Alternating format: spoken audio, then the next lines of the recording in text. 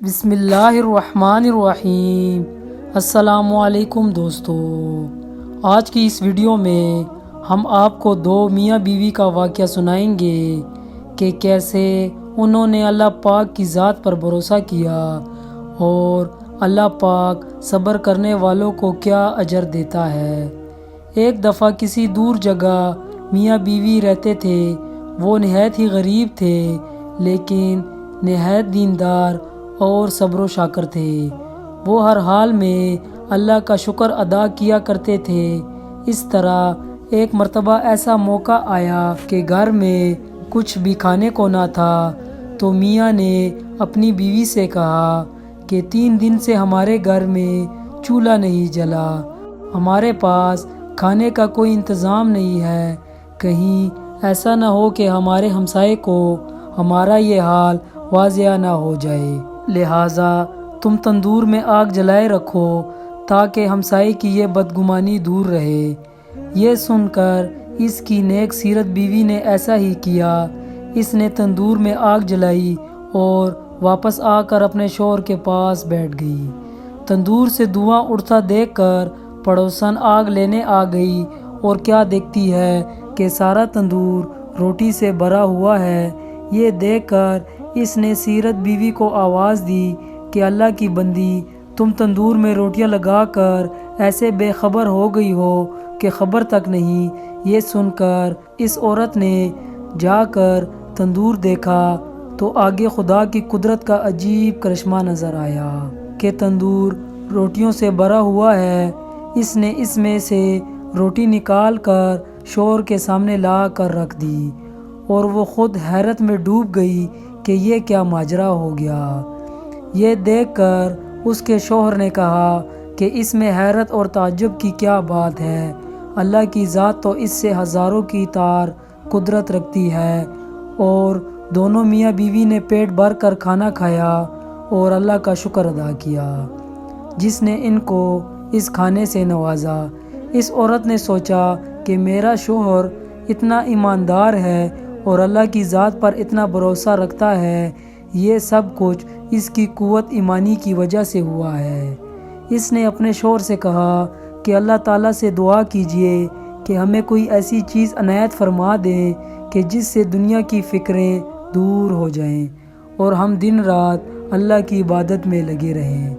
شوہر نے اپنی بیوی سے کہا کہ وہ ہمارے حال سے واقف ہے اور جو اللہ تعالیٰ کے نزدیک بہتر ہوتا ہے وہی کرتا ہے، لیکن بیوی کے بے حد اصرار پر اس شخص نے ایک دن دعا کی کہ اے اللہ، تو ہمارے حال سے اچھی طرح واقف ہے، تیرے سامنے کسی بات کی عرض کی حاجت نہیں، لیکن مجھے میری بیوی نے مجبور کر دیا ہے، تو چاہے تو اس کی خواہش پوری کر دے۔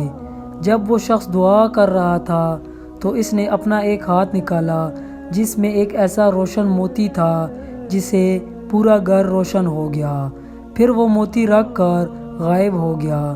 یہ دیکھ کر شوہر نے بیوی کو جگانا چاہا کہ اللہ کی بندی جلدی اٹھو، اللہ تعالیٰ نے ہمارے دل کی مراد پوری کر دی ہے۔ یہ سن کر بیوی اٹھی اور اپنے شوہر سے کہا کہ تم نے مجھے کیوں اٹھایا؟ میں تو ایک لطیف خواب دیکھ رہی تھی کہ جنت ہر طرح سے سجی ہوئی ہے اور اس میں ایک نہایت عمدہ مکان جو کہ جوہرات سے بنا ہوا ہے، میں اس کی خوبصورتی میں کھوئی ہوئی تھی۔ ہوش آنے پر میں نے پوچھا یہ عالی شان کس کو ملے گا؟ تو جواب آیا کہ یہ تم دونوں میاں بیوی کے لیے ہے۔ یہ سن کر میری خوشی کی انتہا نہ رہی۔ پھر میں کیا دیکھتی ہوں کہ ایک دن موتی اس مکان سے گم ہو گیا اور مکان بدنما ہو گیا۔ میں نے پوچھا یہ کیا ہوا؟ تو جواب ملا کہ وہ روشن موتی جسے تمہارا مکان روشن تھا، وہ موتی تمہاری شاعت کے مطابق دنیا سے چلا گیا ہے۔ جس قدر تم دنیا میں راحت و آرام چاہو گی، اس طرح یہاں کے راستوں میں کمی ہوتی جائے گی۔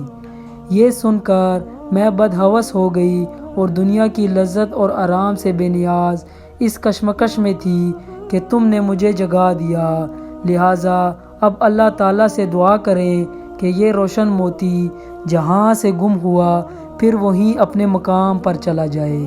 کیونکہ دنیا کی لذت سے باقی مکان کو نکیز بنا دینا سخت حماقت ہے۔ چنانچہ اس کے شوہر نے پھر اللہ کے سامنے گریو آزاری سے عرض کی کہ اے اللہ، تو بڑا رحیم اور کریم ہے، تو نے اپنی اس بندی کو جنت کا مزہ چکھا کر دنیاوی لذتوں سے نجات دی، اور اس طرح تو نے ایک مخالف کو ایک موقف بنا دیا۔ میں تیری اس نعمت اور عنایت کا کس طرح شکر ادا کروں؟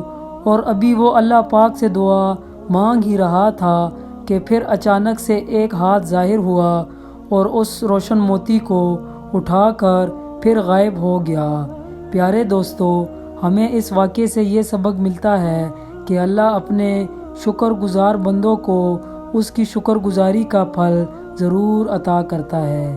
ہمیں چاہیے کہ ہم اس دنیاوی لالچ کی بجائے آخرت کی زندگی کے لیے اپنی زندگی کو وقف کریں، یعنی دنیا کی خواہشات کو نظر انداز کر کے آخرت کی زندگی کو بہتر بنائیں، جو ہمیشہ رہنے والی زندگی ہے۔ یہ زندگی تو صرف ایک دھوکہ ہے۔